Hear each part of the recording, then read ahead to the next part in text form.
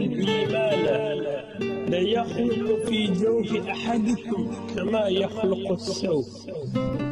قال صلى الله عليه وسلم: إن الإيمان ليخلق في جوف أحدكم كما يخلق الثوب. Peygamberimiz Aleyhissalatu vesselam aydıptır: sizin kursoğunuzda iman çürüyenler, eyni evinmiş köynük don çürüyüşü yali təzelep duravering diptir.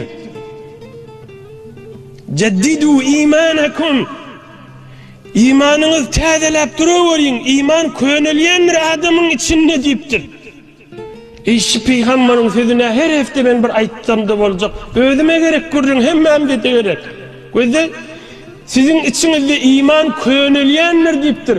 Kadi təzelep durun diptir. Bir bazar, danışka, iş, çay, könüldük var ya da seni. Kadi şiciret meclisleri bilen, Allah'ın zikretmek bilen, Kur'an okuymak bilen, Hudayın dostlarının Abdullah ibn Mesud yanık yaşayışlarını dinlemek bilen, işitmek bilen adam iman təzeleniyor. Keyfet yan.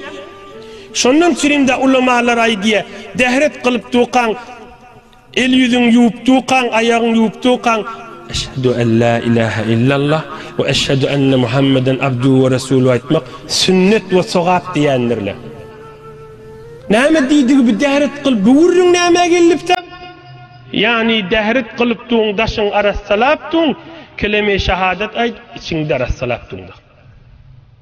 İmanın da təzelep tuğunda. Dehretine təzelep tuğun arassalığını içinde imanın da təzelep tuğunda.